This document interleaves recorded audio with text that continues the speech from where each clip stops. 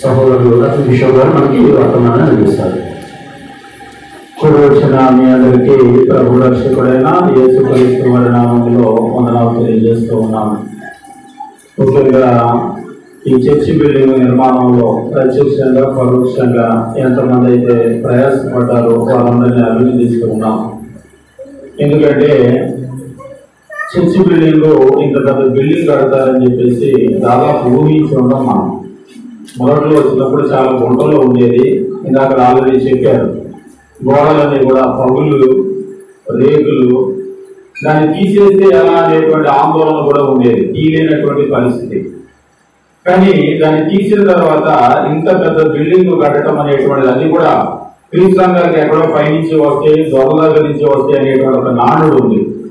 కానీ అటువంటి ఏ విధమైనటువంటి సహాయం లేకుండా ఇక్కడ చిన్న చిన్న పనులు చేసుకునేటువంటి వాళ్ళు, కూలి పనులు చేసుకునేటువంటి వాళ్ళు తమ గుట్టెలు విప్పి వారు ఇంత పెద్ద బిల్డింగ్ కట్టుకోవటము, నలుగురిని అడిగి వాళ్ళకు కూడా దేవుడు మంచి మనసు ఇచ్చి ఇందులో వాళ్ళు కూడా సహకరించడము, ఇలాంటి ఒక పని అనేటువంటిది పూర్తి అవటము నిజంగా ఇది చాలా మందికి ఇన్స్పిరేషన్. మన చుట్టుపక్కల మనం ఈ పని చేయలేమేమో అప్పుడప్పుడు చెప్తూ ఉంటాం. ఒక ఇల్లు అంటే ఒక కుటుంబం భార్యాభర్తలు పిల్లలు కలిసి ఒక ఇల్లు కట్టుకున్నప్పుడు ఒక కుటుంబానికి ఇన్ని కుటుంబాలు కలిసి మనం కూడుకునేదానికి ఒక బిల్డింగ్ కట్టుకోవడం కష్టం కాదు అని అప్పుడప్పుడు చెప్తూ ఉంటాం. కానీ ఇక్కడ దాన్ని నెరవేర్చడం అనేటువంటిది జరిగింది. ఇంకా దాదాపుగా పనులు చూస్తూ ఉంటే కిటికీలు వాటికి తలుపులు పెట్టాలి, లెక్కలు పెట్టాలి. ఇంకా దాదాపుగా పనులన్నీ కూడా పూర్తి అయిపోయినాయి. ఆ చెవు ఒకటే ఒక ఫ్యాన్ లేదు. తర్వాత ఈ గ్రీన్ మ్యాట్ తీసేస్తే కింద ఫ్లోరింగ్ పని ఇంకా పూర్తి అవ్వలేదు. ఇది మినహాయించి దాదాపు పనులన్నీ కూడా పూర్తి చేశారు. ఇటువైపు మాత్రం ప్లాస్టిక్ పూత పనులు దాదాపుగా ఖర్చుతో కూడుకున్నటువంటి పనులన్నీ కూడా పూర్తి చేసేసారు. ఇంకా మేము ఎవరైనా సాయం చేస్తామని ముందుకు వచ్చినా పెద్ద పనులు లేవు. కాబట్టి ఎవరైనా త్వరపడాలనుకుంటే ఇంకొకరు ముందుకు రాకముందే మీరు మీ గుప్పెలు పెట్టి ఇచ్చినట్లయితే ఇందులో భాగస్వాములు అయ్యేదానికి అవకాశం ఉంటుంది. ఆల్రెడీ భాగస్వాములు అయినటువంటి వాళ్ళకి ఇంకా చెప్పేది లేదు, వాళ్ళు ఆల్రెడీ అయ్యారు. ఇప్పటిదాకా ఎవరైనా భాగస్వాములు కాకపోతే ఇందులో చిన్న పను పెద్ద పను మేము కూడా మా గుప్పెలు పెట్టి ఇందులో భాగస్వాములు అవుతామంటే కొద్ది పనులు మాత్రమే మిగిలినే. ఇంకా ఫ్లోరింగ్ పనులు కూడా ఎవరో చేస్తారు, సాయం చేసేసి అన్నారు. ఇంకా కొద్ది పనులు మాత్రమే అవి పూర్తి అయిపోతాయి. కాబట్టి మిమ్మల్ని ప్రేమపూర్వకంగా ప్రోత్సహిస్తూ ఉన్నాం. ఆల్రెడీ ఇచ్చిన వాళ్ళైనా పర్లేదు, మేము ఇచ్చేసామని అనుకోకుండా మళ్ళీ ఒకసారి మనం గుప్పెలు కనుక విప్పితే అది పూర్తి అయిపోతుంది అనమాట. ఈసారి మీటింగ్ వచ్చేటప్పుడు ఇక్కడ నేను చెప్పాలనుకున్న విషయం ఏమిటంటే, నేను ఈ రోజు మనం కట్టుకునేటువంటి చర్చి బిల్డింగ్స్ వాళ్ళు ఏమంటారంటే ఆరాధన మనము చేయాలి అంటే కూడుకోవాలంటే బిల్డింగ్లు కావాలని అంటారు. మనం కూడా తమిళనాడు వెళ్ళినప్పుడు ఆంధ్రాలో క్రీస్తుగారిలో మనకి చాలా చర్చి బిల్డింగ్లు ఉన్నాయి. కానీ నేను చదువుకునే రోజుల్లో మాకు ఒక డ్రీమ్ అంటే ఒక కళ ఉండేది. మెడ్రాస్ లో పెద్ద పెద్ద చర్చి బిల్డింగ్లు చూసేటప్పుడు వాళ్ళే కట్టుకుంటారో మనం కట్టుకోలేమా అని పెద్ద బిల్డింగ్లు చూసేవాళ్ళు, ఎయిర్ కండిషన్ బిల్డింగ్లు చూసేవాళ్ళు. మన వల్ల కాదా అని అప్పటి నుంచి అనుకునేవాళ్ళం. ఏ రోజైనా జీవితంలో పెద్ద బిల్డింగ్లు మనం కట్టాలి, ఎయిర్ కండిషన్ బిల్డింగ్లు మనం కూడా ఏర్పాటు చేసుకోవాలి. దేవుడు దేవుళ్ళు అయిపోతూ ఉన్నాయి. విజయవాడలో కూడా ఎప్పుడో దాదాపు నాకు తెలిసి చాలా కాలం క్రితమే ఫుల్లీ ఎయిర్ కండిషన్ బిల్డింగ్స్ వచ్చేస్తూ ఉన్నాయి. ఇంకా కొంతకాలం అయిపోతే ఇంకో చూడండి, అసలు ఈ ఊర్లో ఇంత పెద్ద బిల్డింగ్ కట్టారంటే ఎట్లాంటి పరిస్థితి. ఇలా నేను కూర్చొని ఆలోచన చేస్తున్నా, భవిష్యత్తులో వీళ్ళని దేవుడు బలపరిచి ఫ్యాన్లు పెట్టుకున్నారు, ఏసీలు పెట్టుకోవాలంటే ఎక్కడెక్కడ పాయింట్లు అని చెప్పేసి చూస్తూ ఉన్నాను. ఇప్పుడు మీరు నవ్వుతున్నారు కానీ రేపు మన పిల్లలు పెద్దోళ్ళ తర్వాత పని చేస్తారు. మన కళ్ళ ముందే మనం అనుకున్నామంటే పెద్ద బిల్డింగ్ కడతామని. ఈ రోజు మనం ఏసీ అంటే అప్పు అనుకుంటున్నాం. కానీ ఇప్పుడు పల్లెటూళ్ళకి వెళ్తే పల్లెటూళ్ళలో ఇళ్లలో ఏసీ పెడుతున్నారు, శాంసంగ్ ఏసీలు, ఎల్జీ ఏసీలు. మనల్ని పక్కన కూర్చోబెట్టి మన పిల్లలు వాళ్ళు ఏసీలు పెడితే ఇదే బిల్డింగ్ లో ఆశ్చర్యపడాల్సిన అవసరం ఏమీ లేదు. కాబట్టి ఈరోజు దేవుడి గురించి ఉన్నతంగా ఆలోచన చేయగలిగినటువంటి మనస్సు మనకి ఇవ్వటాన్ని బట్టి దేవుడికి స్తోత్రం చెప్పాలి.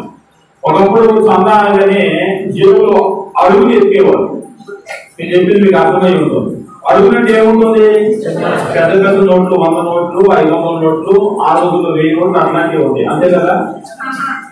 అంటే వాళ్ళకి తెలియదు పాపం. ఉద్యోగస్తులు వచ్చి కూర్చొని కూడా సంఘటనలు వచ్చేసరికి వాళ్ళు ఏం చేసేవాళ్ళంటే అడుగులు ఎక్కేవాళ్ళు. కారణం ఏంటంటే చిన్నప్పటి నుంచి కూడా 5 పైసలు 10 పైసలు వేసిన వాళ్ళు కదా. ఉద్యోగస్తులైన తర్వాత రూపాయి బిల్లు 2 రూపాయల బిల్లు వేసేవారు. ఆ సందా ఎక్కితే మొత్తం చిల్లరే ఉండేది. అంటే సందా అంటే చిల్లర, చిల్లర అంటే సందా. కానీ దేవుడికి ఉన్నతంగా ఇవ్వాలి అనేటువంటి వాళ్ళకి ఎవరు నేర్పలేదు. నేర్పితే ధారాళం ఇస్తారు. ఇవాళ ఉద్యోగస్తులు ఉన్నారు, నిజంగా బిల్డింగ్లు పెట్టుకుంటున్నామంటే పెద్ద పెద్ద విరాళాలు ఇచ్చే వాళ్ళు ఉన్నారు, రాసేటువంటి వాళ్ళు ఉన్నారు. కొంతమంది అయితే మరి మీరు కట్టుకున్నప్పుడు మమ్మల్ని ఎందుకు అడగలేదు అని కూడా అడుగుతున్నటువంటి వాళ్ళు ఉన్నారు. అంటే దేవుడు అంటే ఒక ఉన్నతమైనటువంటి మనస్సు ఈ రోజు వస్తూ ఉంది. అయితే ఇక్కడ నేను చెప్పాలనుకున్న విషయం ఏంటంటే, అసలు ఎందుకు ఇలాంటి బిల్డింగ్లు కడుతున్నాం? ఇది కట్టకపోతే ఆరాధన చేయలేమా అని అన్నారు మన తమిళనాడు.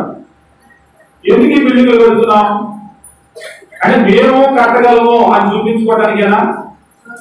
మా పేదకలపాడేం తక్కువ కాదు, పేదకలపాడు మా క్రీస్తు మీద తక్కువ కాదు. ఉన్నది కొద్ది మంది అయినా మేము కట్టగలము అని రుజువు చేయడానికి కట్టారా ఇది?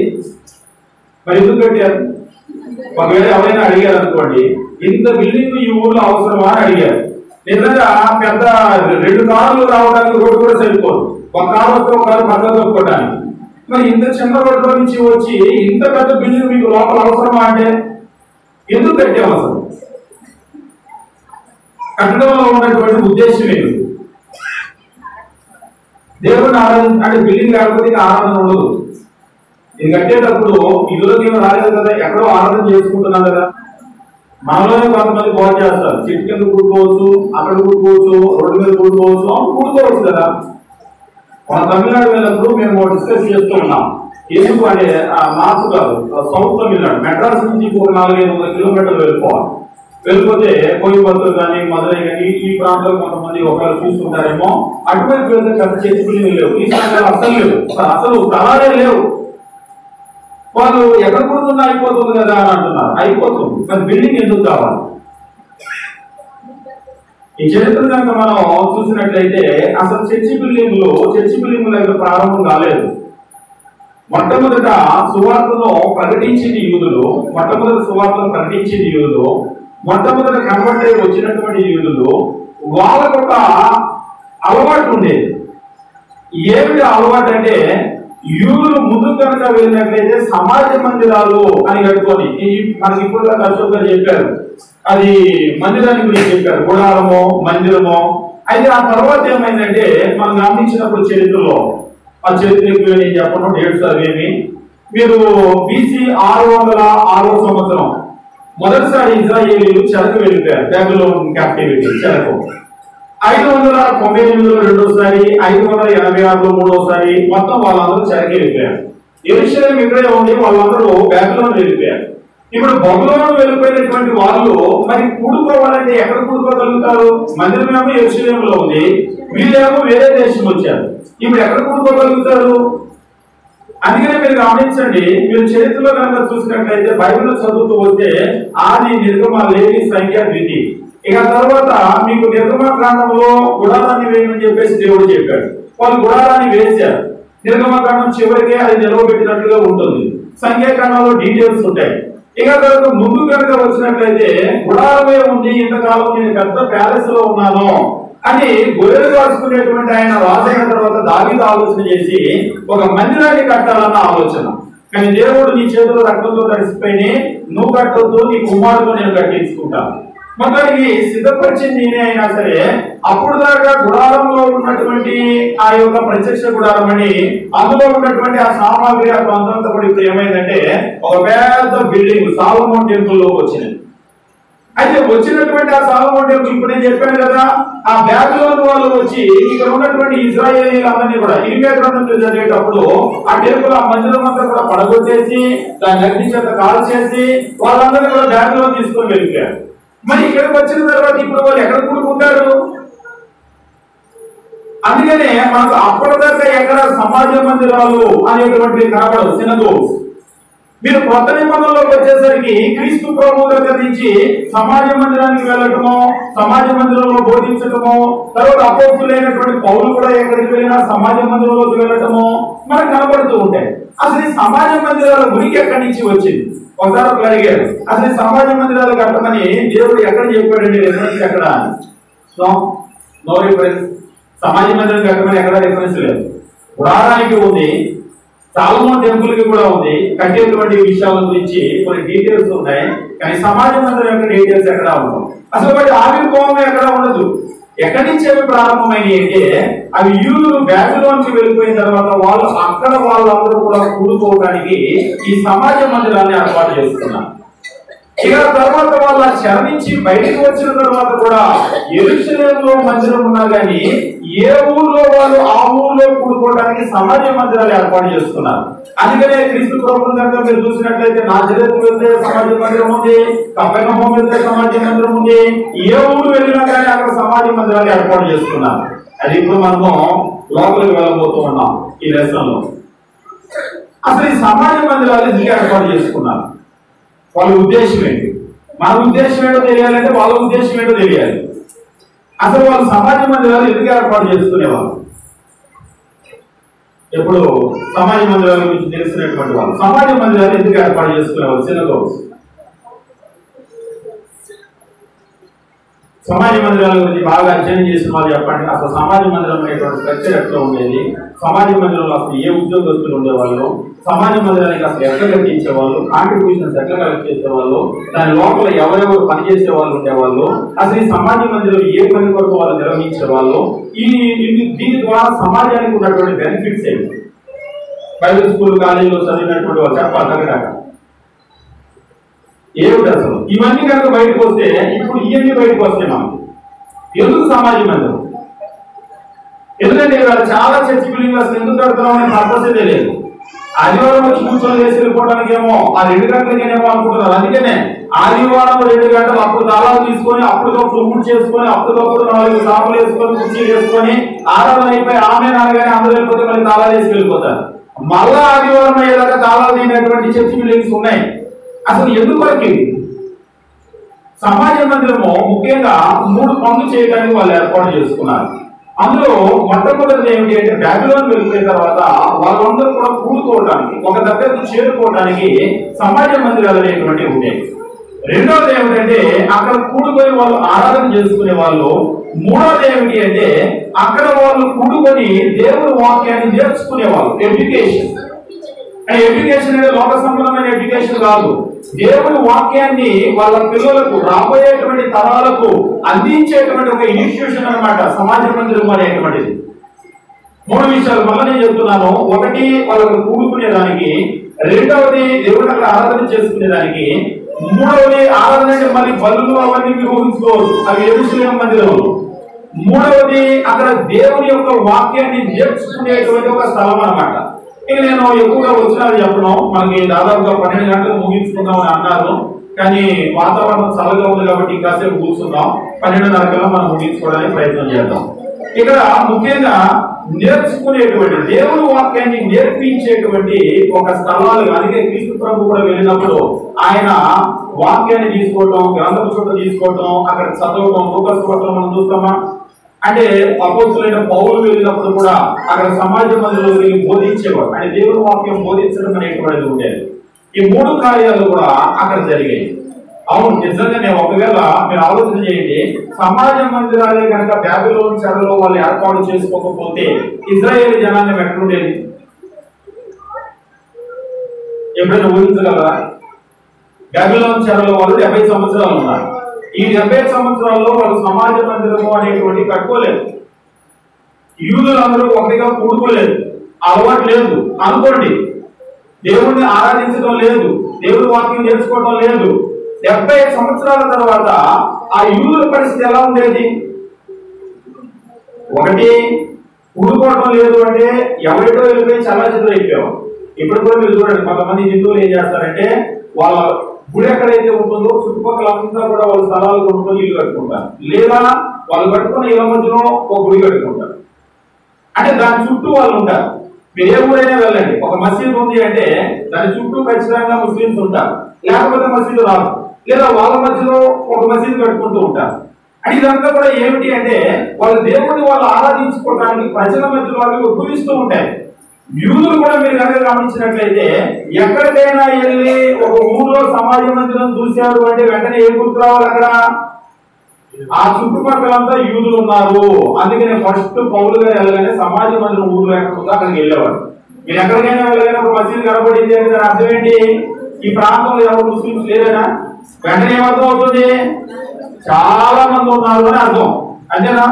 మనమేమో బాలు వాళ్ళ ఇంటి దగ్గర నుంచి వస్తుంది, ఎదురుగా ఒక మసీదు, ఆ మసీదుకి సంబంధించిన ఆ స్థలంలో ఒక కళ్యాణ మండపం, మ్యారేజ్ హాల్, ఫంక్షన్ హాల్ ఉంటుంది. దాని ముందు ఒక బోర్డు కూడా ఉంటుంది, అన్ని కులాల వాళ్ళకు అద్దెకి ఇవ్వబడను అని ఆ ఫంక్షన్ హాల్. అది చాలా పెద్ద ఫంక్షన్ హాల్ కూడా కట్టారు మసీదు స్థలంలో. అంటే దాని అర్థం ఏంటి? కేవలం ఒక కుటుంబం, 2 కుటుంబాలే ఉన్నాయనా? అంత పెద్ద మసీదు కట్టారు, అంత పెద్ద ఫంక్షన్ హాల్ కట్టారంటే వెంటనే మనకి ఏం అర్థం అవుతుందంటే చాలా మంది ఇక్కడ ఈ కమ్యూనిటీలో వాళ్ళు ఉన్నారు అని అర్థం.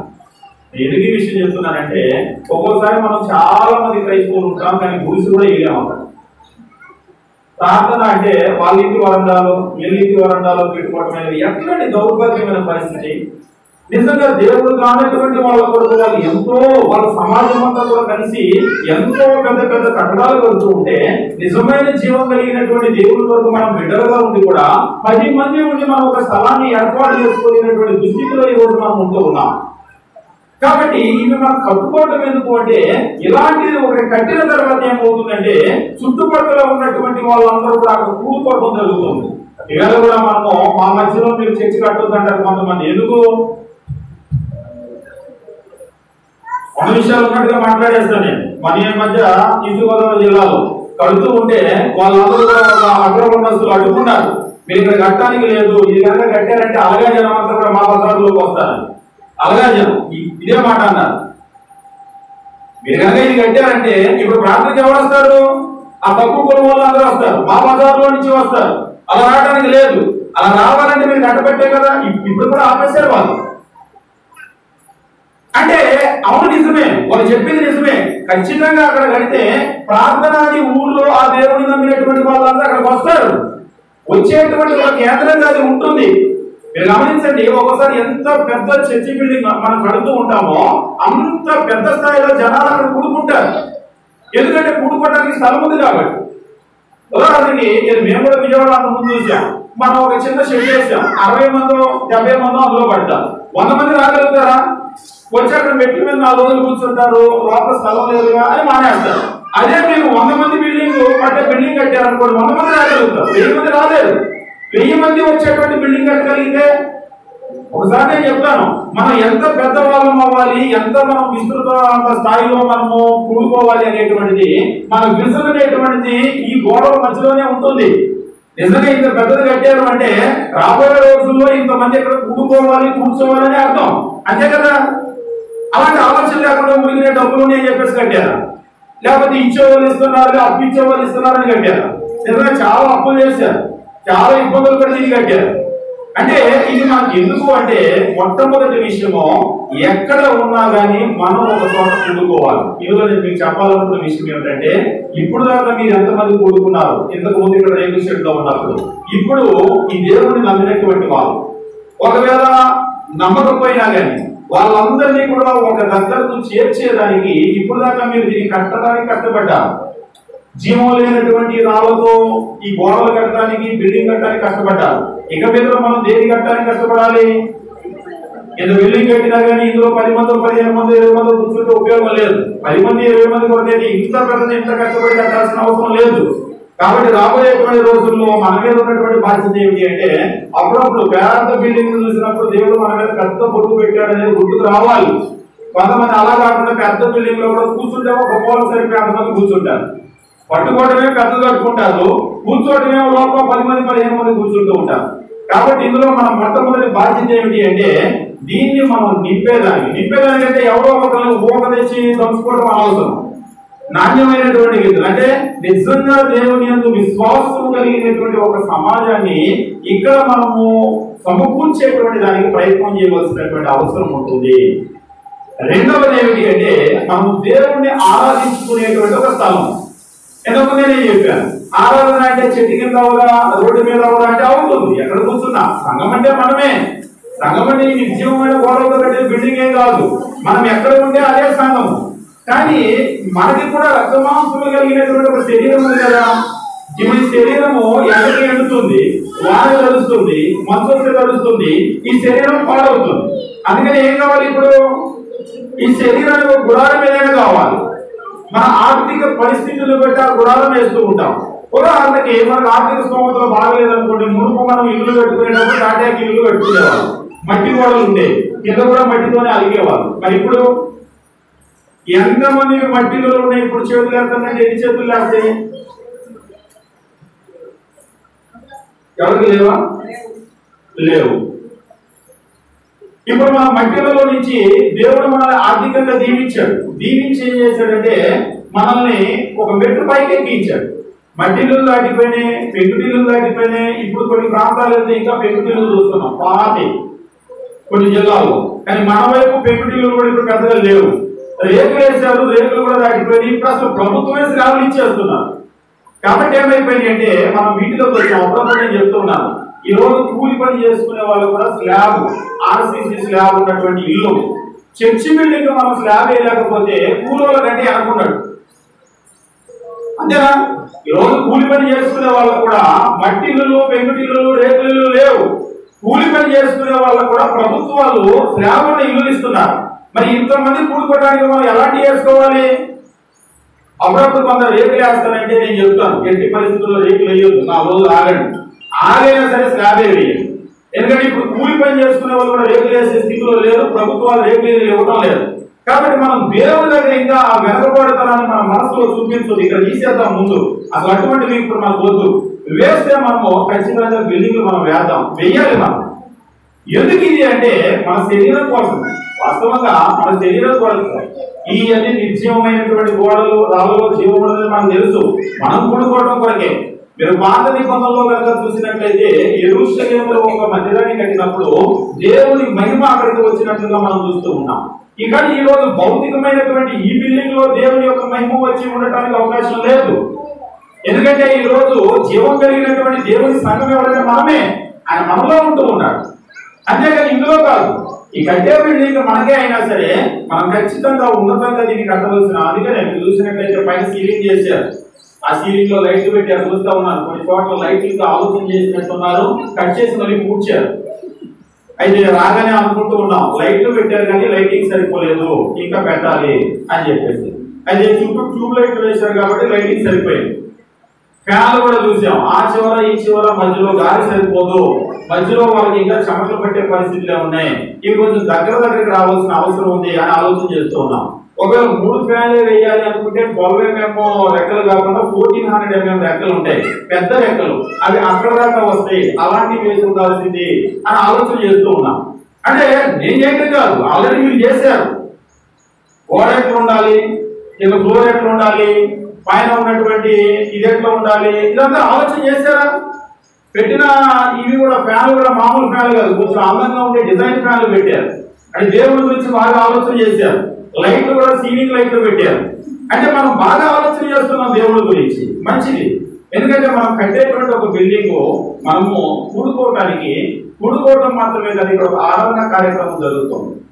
ఒకసారి ఆరాధన కార్యక్రమం అంటే ఇప్పుడు మీకు బాగా తెలుసు, ఇప్పుడు మీరు ఎక్కడో పక్కన కూడుకుంటున్నారు, అక్కడ కూడుకునేటువంటి పరిస్థితుల్లో ఎండ వస్తే వాన వస్తే ఎక్కడ ఉంటుందని తెలుసు. ఇప్పుడైతే ఇక్కడ యాంప్లిఫైర్ పెట్టేసుకున్నారు అనుకోండి, రేపు రాగానే తలుపు తీసుకొని స్విచ్ చేసి హలో అనగానే స్టార్ట్ అయింది మీటింగ్. అదే బయట అయితే యాంప్లిఫైర్ పెట్టలేం, కలిసిపోతుంది. అదే ఇక్కడైతే తలుపు తీయగానే స్విచ్ టక్క నొక్కుతాము, లైట్లు ఫ్యాన్లు వస్తాయి, హలో అనగానే మీటింగ్ స్టార్ట్ అవుతుంది. అదే బయట అయితే అంటే ఇవన్నీ ఎందుకు అంటారు, ఇవి ఏం చేస్తున్నాయంటే మన పని సులభం చేస్తున్నాయి.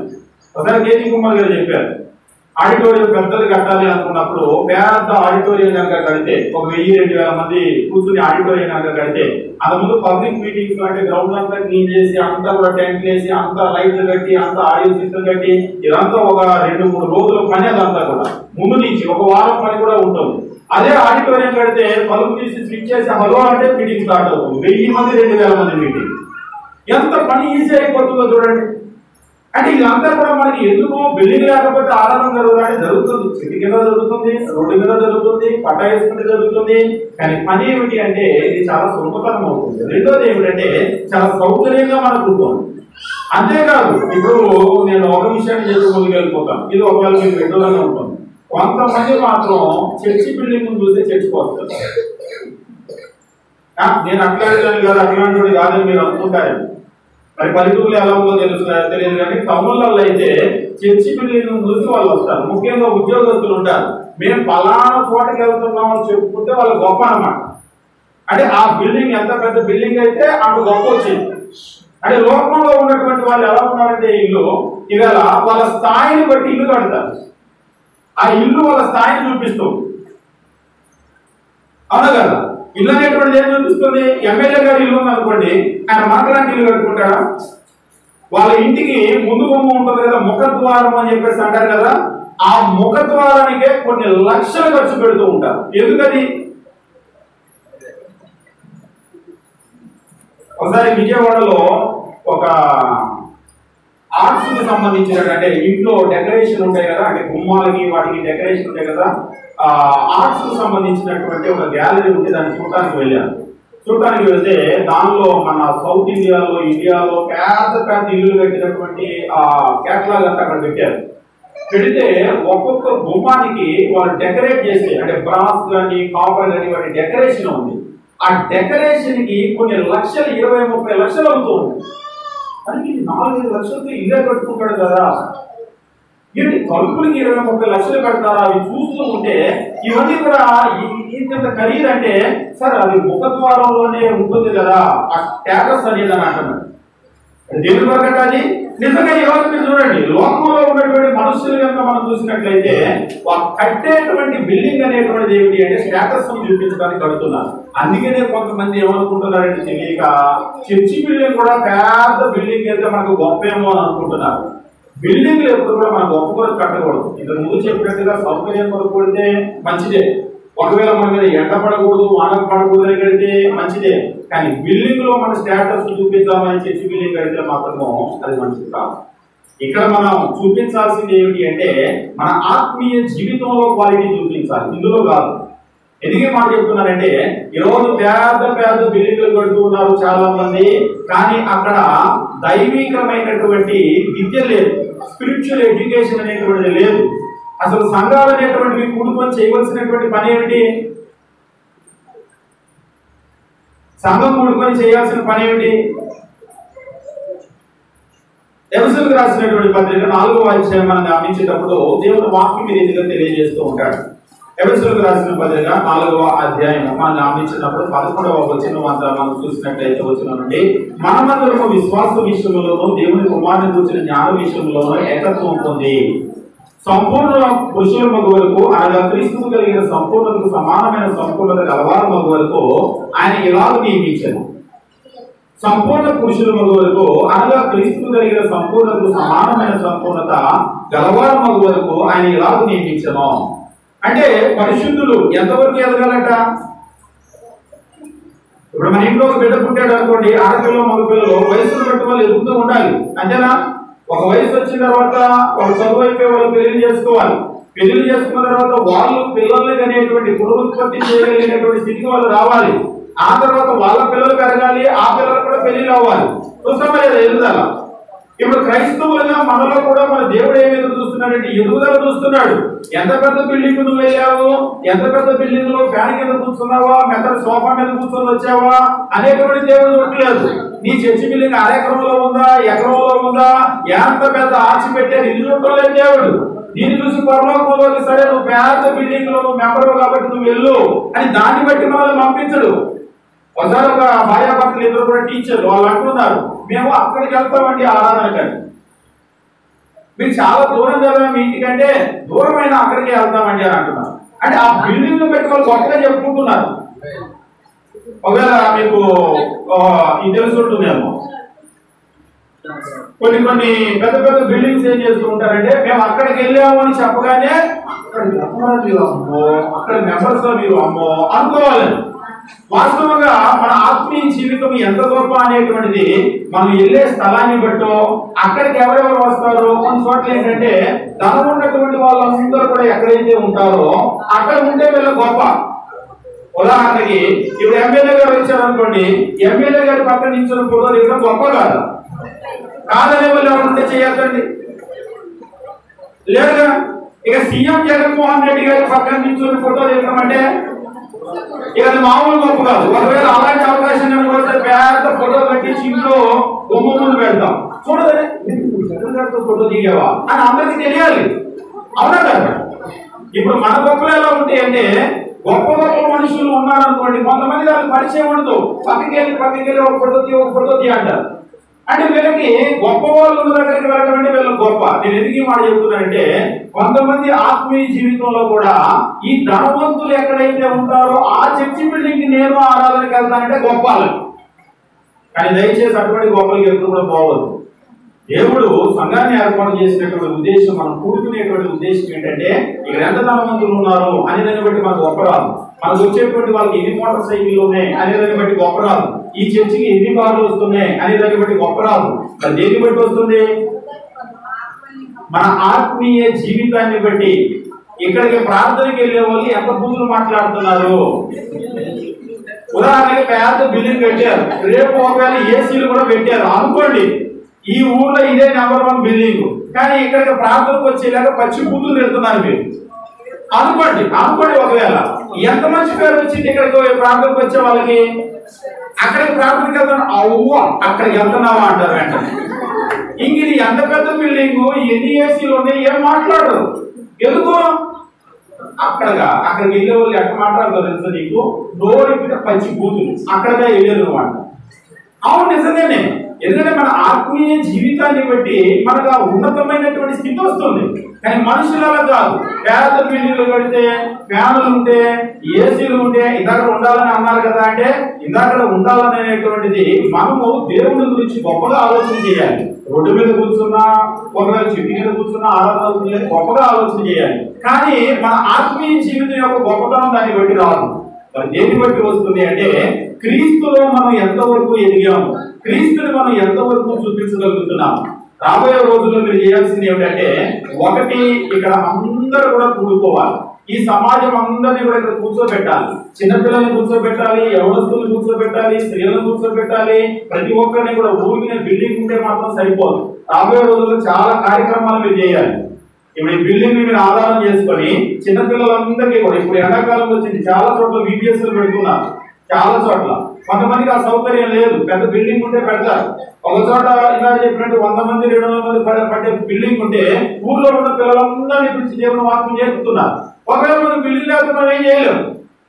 మనమే అక్కడ వరండాలో కూర్చుంటే మనం అంతమంది పిల్లల్ని మనం తేలేము. కానీ ఇప్పుడు దేవుడు మీకు ఒక అవకాశం ఇచ్చాడు కాబట్టి పిల్లల్ని తీసుకోండి, యవనస్తులను తీసుకోండి, స్త్రీలకు ప్రత్యేకమైన తరగతులు, లేకపోతే ఏదో ఒక రకంగా దేవుని వాక్యము ప్రతి వయస్సు వారికి కూడా నేర్పించండి. రాబోయేటువంటి రోజుల్లో ఏం చెప్పాలంటే, ఆ చర్చి బిల్డింగ్ కట్టిన తర్వాత చాలా కార్యక్రమాలు పెట్టిన ఆయన వాక్యం నేర్పించి, ఇప్పుడు ఈ ప్రాంతంలో ఉన్న వాళ్ళందరూ బూతులు మానేశారు. ఇప్పుడు ఈ ప్రాంతంలో ఉన్నటువంటి పిల్లలందరూ గోళీలు ఆడటము, బచ్చాలు ఆడటము, ఇలాంటి కర్రాపిల్లలు ఆడటము, లేకపోతే ఇవన్నీ మానేశారు. ఈ చర్చి బిల్డింగ్ కట్టి వాళ్ళు వాక్యం నేర్పిన తర్వాత ఈ కొడవలందరూ తిరగటము, గాలికి తిరగటము, స్కూల్ మానేయటము, అసలు కాలేజ్ చదివినోడు ఎవరన్నా ఉన్నారంటే కొన్ని ఏరియాలో, మా ఏరియాలో ఎవరు ఉన్నారంటే పిల్లలు కాలేజ్ దాకా పోరుగా అంటాడు ఒక ఆయన. ఏంటంటే ఒక ఊరు వెళ్తే ఆడపిల్లలు MA చదువుతున్నారు, మగపిల్లలు చదువుకోవట్లేదు. ఇప్పుడు ఈ చదువుకున్న ఆడపిల్లలేమో చదువులేని వాళ్ళకి ఏమో అంటున్నారు. ఆ కన్న తల్లిదండ్రులకి ఎంత కష్టపడుతున్నారు ఈ చదువులేని వాళ్ళకి సంబంధం చూడాలంటే. ఒక తండ్రి అంటున్నాడు, చదువుకుంటే నీకు సంబంధం చూసేమోసారా, ఎక్కడికి వెళ్ళినా ఆడపిల్లలు MA చదువుతున్నారు, మీ అబ్బాయి ఏం చదివాడంటే నేను ఏం చెబుతారా, సొంత ఇల్లు ఉందా అంటున్నాడంట. సొంత ఇల్లు ఉంది, పొలం ఉంది, అన్ని అన్నా కానీ అబ్బాయి ఏం చదివాడని చెప్పుకుంటున్నారంట. ఏం చెబుతాడు ఆయన? ఇప్పుడు ఇల్లు కట్టడం ఏ చేతిలో ఉంది, పొలం సంపాదించడం ఏ చేతిలో ఉంది, నాయన ఏదో కష్టపడ్డాడు. ఇప్పుడు చదవాలంటే ఆ పుస్తకాలు తెచ్చి ఈయన చదువుతాడా? అది ఆయన చదవాల్సిందే, అది అవ్వలేదు. ఇప్పుడు ఏం చేస్తారు వీళ్ళు? కాబట్టి రాబోయేటువంటి రోజుల్లో ఇది ఏం చేయాలి అంటే, ఇక్కడ అనేకమైనటువంటి కార్యక్రమాలు పెట్టి మన పిల్లల్ని భవిష్యత్తును మార్చేటువంటి ఒక కేంద్రంగా ఇక్కడ ఉండాలి. ఏదో కట్టుకున్నామని ముడుచుకుంటే కాదు, ఆదివారం ప్రార్థన జరుగుతున్నాయని ముడుచుకుంటే కాదు. రాబోయేటువంటి రోజుల్లో ప్రారంభంలో తెలియజేశారు, సేవకులు పిలిచి వాక్యం చెప్పించి, వాక్యం నేర్పించి, అది పిల్లల జీవితాలను మార్చాలి, యవనస్తులను మార్చాలి, మన కుటుంబాలను పూర్తిగా మార్చగలిగేటువంటి స్థితికి రావాలి. దేవుని యొక్క కోరిక కూడా అదే. ఎఫెసీయులకు రాసినటువంటి పత్రిక మనం దగ్గర గమనించినట్లయితే మరొకసారి మనం చదువుతున్నాం. 4వ అధ్యాయము 11వ వచనం నుంచి మనం చూస్తే మనమందరం విశ్వాస విషయంలోనూ దేవుని కుమారునికి వచ్చిన జ్ఞాన విషయంలోనూ ఏకత్వము పొంది ఇక్కడ చెప్తున్నాడు, సంపూర్ణ పురుషులము అగువరకు అనగా క్రీస్తుకు కలిగిన సంపూర్ణతకు సమానమైన సంపూర్ణత గలవారు మగువరకు ఆయన ఎలాగో నియమించాను.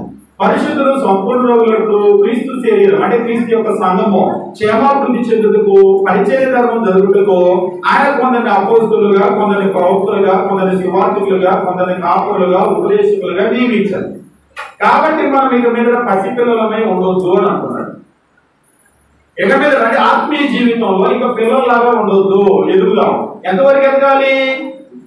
క్రీస్తుకు కలిగిన సంపూర్ణతకు సమానమైన సంపూర్ణత అంటే ఎవరైనా మనల్ని చూస్తే మనలో క్రీస్తు కనబడాలి. ఎంత బాగా మాట్లాడుతున్నారంటే అప్పుడు కట్టుకునేది కాదు.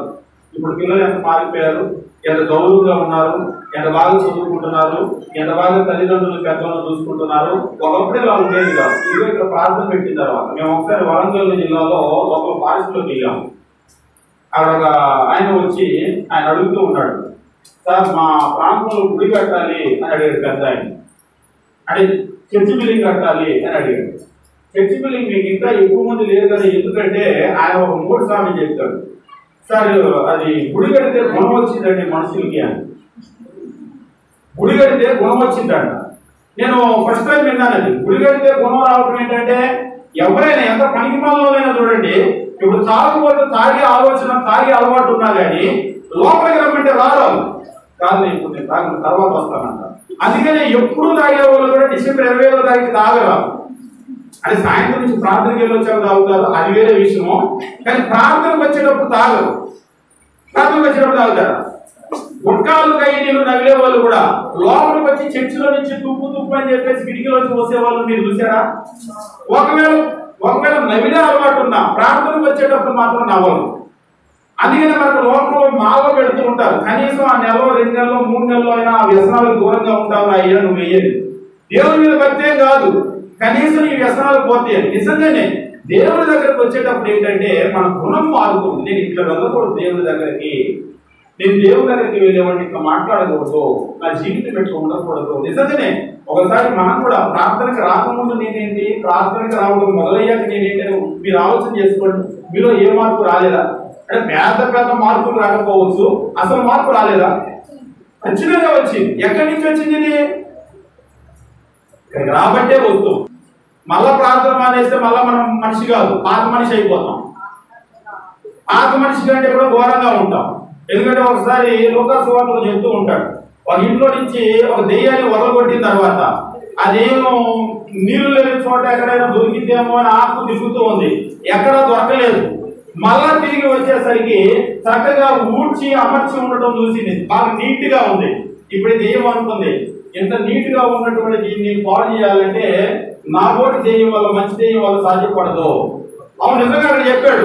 అని తనకంటే చెడ్డమైన 7 దెయ్యాలి, తనకంటే చెడ్డమైన 7 దెయ్యాలంటే ఇది మంచి దెయ్యం అదే కదా. అంటే ఒకసారి అంటాడు, ఆయన తాగు అలవాటు ఉంది కానీ నేను మంచోడి సార్ అంటాడు. ఏంటంటే వాడు ఆఫ్ తాగుతాడు, వాడు ఫుల్ తాగితే కానీ ఇంటికి వెళ్ళండి, నేను అట్ట కాదు ఒక పెంకేసి ఇంటికి వచ్చేస్తాడు. అంటే ఇప్పుడు ఈయన ఎవరితో పోల్చుకుంటున్నాడు? వాడు సాయంత్రం అండి డబ్బులు చేస్తాడా, అంతా తాగి ఇంటికి వెళ్తాడు, ఇంట్లో ఏమి ఇవ్వడు. నేను అట్ట కాదు, ఒక పెంకేసి ఇంటికి వెళ్ళిపోయి వాళ్ళ ఆవిడ చేతిలో పెడతాడంట. కాబట్టి వాళ్ళందరూ అంటారంట పక్కన నువ్వు చాలా మంచోడుగా, అసలు కష్టపడడం ఇంటికి తీసుకెళ్తున్నావు. అదే మనల్ని అడిగామనుకోండి ఆయన్ని తాగుపోతాడ. కానీ తాగుబోతుల్లోనే ఉత్తమ తాగుబోతు అనమాట, మంచోడు, కొంచెం భార్య పిల్లలంటే శ్రద్ధ ఉన్నాడు. ఇక్కడ కూడా ఈ దెయ్యము అది చూసి నాకంటే చెడ్డమైన మరి 7 దెయ్యాలని వెంట పెట్టుకొని వస్తే అప్పుడు కానీ ఇల్లు పాడదు. వాస్తవంగా గమనించండి, మొదట ఒకటే మంచి దెయ్యం ఉంది, ఇప్పుడు 1 + 7 8 వచ్చినాయి. ఇప్పుడు ఎట్లా ఉంటుంది పరిస్థితి? ముందు ఒక దెయ్యం ఉన్నప్పుడే మంచిగా ఉంది కదా, అనవసరంగా దాన్ని మొదలు కొట్టాం అన్నట్లుగా ఉంటుంది. కాబట్టి మీరు గమనించవలసినటువంటి విషయం ఏమిటి అంటే ఇక్కడికి వచ్చిన తర్వాత మన ఆత్మీయ జీవితం అనేటువంటిది బాగుపడటం ప్రారంభమైంది. మన మాట మారుతూ ఉంది, మన జీవితం మారుతూ ఉంది, మన ప్రవర్తన మారుతూ ఉంది. రాబోయే రోజుల్లో అది మనకు మాత్రమే పరిమితం అవుతాం కాదు, మన కుటుంబంలో ఉన్నటువంటి ప్రతి ఒక్కరికి కూడా ఆ పరివర్తన రావాలి. అందుకని ముఖ్యంగా నేను చెప్పే ఒక విషయం ఏంటంటే, ఎక్కడ ప్రార్థనలో అన్నా కానీ ఎక్కువ ఆడవాళ్ళే కనబడతారు, మగవాళ్ళు రాడు. అయితే మీరు ఏం చేయాలంటే ఇంట్లో ఉన్నటువంటి పురుషుల్ని పిల్లల్ని ఖచ్చితంగా వెంట పెట్టుకొని రావాలి. మీరు చేసే పని ఏమిటి అంటే అడుగుతారు రమ్మని, వాళ్ళు రానంటారు కానీ వదిలిపెట్టరు. ఉదాహరణకి మీ పుట్టింట్లో ఏదో కార్యక్రమం జరుగుతుంది, మీరు వెళ్ళాలనుకున్నారు, నువ్వు వెళ్ళాలి అన్నాడు ఇంట్లో ఆయన, మీరు ఒప్పుకుంటారా? ఏం చేస్తారు? మీకు తెలిసి ఎట్లా రప్పించాలి, ఇక ఆ ఇంట్లో నేను చెప్పను, మీకు తెలుసు ఏం చేస్తే వాళ్ళు వస్తారో ఎట్లా రప్పించాలో తెలుసు. మీరు అనుకుంటే రప్పించగలరు, ప్రార్థనకి కూడా మీరు అనుకుంటే ఖచ్చితంగా రప్పించగలరు. కాకపోతే ఆ పంతం ఇక్కడ పట్టరు. కానీ ఆ కార్యక్రమానికి వెళ్తే మీకు మేలేంటో నాకు తెలియదు, కానీ మీరు పంతం పట్టి కనుక మొండిగా కనుక మీ కుటుంబ సభ్యుని తెచ్చి ఇక్కడ కూర్చోబెట్టి 4 దేవుని వాక్యాలు కనుక వినిపిస్తే మీ కుటుంబం అంతటిలో కూడా పరివర్తన వస్తుంది. ఒకసారి నేను చెప్తూ ఉంటాం, అమ్మ ఇక్కడ తెచ్చి కూర్చోబెట్టేదాకా మీరు కష్టపడండి, ఇక వాళ్ళని తెచ్చి కూర్చోబెట్టిన తర్వాత మేము కష్టపడతాం. ఎందుకంటే దేవుని వాక్యానికి ఆ శక్తి ఉంది. ఆ వాక్యం లోపలికి కనుక వెళ్ళిందంటే అది బండలను కూడా బద్దలు చేస్తుంది. మీరేదో మా ఆయన మారడు, మా పిల్లలు మారడు అనుకుంటున్నారు. ఇలాంటి వాళ్ళని ఎంతో మందిని మార్చిన వాక్యం ఇది. కరడు కట్టినటువంటి వాళ్ళు మారారు. కాబట్టి తెచ్చి కూర్చోబెట్టేదాకా మీరు కష్టపడండి. ఇక్కడ తెచ్చి కూర్చోబెట్టిన తర్వాత వాక్యాన్ని చెప్పి మిగిలిన కష్టం మేము పడతాం. కాబట్టి మీ అందరూ కూడా ప్రేమపూర్వకంగా తెలియజేసే విషయం ఏమిటి అంటే, మనం కట్టుకునేటువంటి ఈ బిల్డింగ్, ఏదో బిల్డింగ్ కట్టుకోగానే అందంగా ఉంది, మా బిల్డింగ్ అంత ఉంది ఇంతుందని ఇందులో కాదు గొప్ప. ఆ గొప్ప ఇందులో ఉండాలంటే మన ఆత్మీయ జీవితంలో ఉండాలి. ఎంతవరకు మనం ఎదగాలి అంటే క్రీస్తుకు కలిగినటువంటి సంపూర్ణతకు సమానమైనటువంటి సంపూర్ణత. మీరు పాత నిబంధనలో సమాజ మందిరాలు అనేటువంటి ఇల్లు ఏర్పాటు చేసుకున్నారు. కాబట్టి ఒక సమాజ మందిరం ఉందంటే అక్కడ అంతా యువ సమాజం ఉండేది. వాళ్ళందరూ కూడుకునే వాళ్ళు, దేవుని ఆరాధన చేసుకునే వాళ్ళు, దేవుని వాక్యం వాళ్ళ పిల్లలకి నేర్పుకునే వాళ్ళు. అక్కడ ఇప్పుడు కూడా ఈ స్థలం అనేటువంటిది ఏమిటి అంటే, ఒకటి మనం కూడుకోవటమో, మన దేవుని మనం ఆరాధన చేసుకోవటమో, అన్నింటికంటే ముఖ్యంగా ఈ దేవుని మాటలు మన కుటుంబాలలో మన పిల్లలకు నేర్పేటువంటి ఒక కేంద్రంగా దీన్ని స్థిరపరచుకోవాలి. ఏదో ఆదివారం తరపు తీసి కూర్చున్నామా, 4 పాటలు పాడామా, విలుపమా కాదు. మనం ఎంతవరకు దేవుని వాక్యం నేర్చుకుంటున్నాం, మన కుటుంబాలకు నేర్పుతున్నాం, మన సమాజాలకు నేర్పుతున్నాం. ఆ నేర్పేటువంటి కేంద్రాలుగా ఉండాలి. చివరిగా ఒక మాట చెప్పి ముగిస్తాను. ఈ రోజు క్రైస్తవ్యం అనేటువంటిది ఎట్లా అయిపోయిందంటే, నూనె డబ్బాలు అమ్ముకోవటం, కచ్చిపు గుడ్డలు అమ్ముకోవటం, ప్రార్థనని నాన్న జాతర చేయటం, చుట్టుపక్కల అందరూ భయపడటం, దానికి వాళ్ళు పెట్టే పేరు ఏంటంటే మేము మా దేవుడిని ప్రార్థన చేసుకుంటున్నాం, ఆరాధన. ఎదుగా బైబిల్లో చెప్తున్నాడు, దేవుడు సమాధానానికి కర్త కానీ అల్లరికి కర్త కాడు. ఇవాళ దేవుని పేరట క్రైస్తవ్యం మీకు ఇక్కడ ఎక్కడుందో మాకు తెలియదు, కానీ విజయవాడ పరిస్థితి ఏంటంటే అద్దెంటి కనుక వెళ్తే ఇల్లు అద్దె కావాలంటే, ప్రార్థనకి వెళ్తామంటే ఇల్లు అద్దెకి ఎవరు ఎందుకు ఒకరు అంటున్నారు, అది ఆ మాత్రం భయం ఉండాలి మనం అంటే అంటున్నారు. ఏ భయం అది? మన దేవుడు అంటే భయం కాదండి, ఓరి మీరు అల్లరి చేస్తారని భయం వాళ్ళకి. ఒకరు అంటూ ఉన్నారు, మేము అలాగంటే ఏం చేయమండి అని చెప్పేసి అన్నారంట. అంటే ఇల్లు అతికిచ్చారట.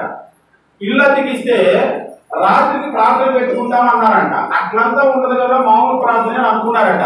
ఆ ఇంటి మాట చెబుతుంది, అయ్యా రాత్రికి ప్రార్థన పెట్టుకుంటా పెద్ద ముఠా దిగిపోయారయ్యా, అందులో డ్రమ్ములు ఇమ్ములు అయ్యి ఇయ్యి. ఆ ప్రార్థన 11 అయింది అవ్వలేదు, 12 అయింది అవ్వలేదు, రాత్రి 1 గంట అయింది. మా ఆయన నన్ను నెచ్చడం మొదలెట్టాడు, నువ్వు ఎందుకు ఇలాంటి వాళ్ళకి ఇచ్చావు అని ఆయన నిద్రపట్టలేదట. తెల్లారి అందరూ వచ్చేసి, ఏమ్మా ఇల్లు అతికించుకుంటారు, అందరూ ఇచ్చుకుంటారు కానీ మరీ ఇంత అన్యాయం అని అడిగారు. అప్పటి నుంచి వాళ్ళ ఇంట్లో ఆయన చెప్పాడట, ఎవరైనా ప్రార్థన పెట్టుకుంటానంటే నువ్వు ఇల్లు అతికేవు.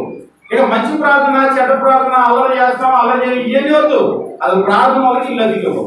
అందుకని వాళ్ళకి ఏటోనే చెప్పేస్తారు, మీరు ప్రార్థన వల్ల అంటే అలాంటి అల్లరి నేర్చుకోకూడదు. మనం నేర్చుకోవాల్సింది ఏమిటంటే, దేవుడు మనకు ఉన్నటువంటి దేవుడు నిజంగా ఘనమైనటువంటి దేవుడు.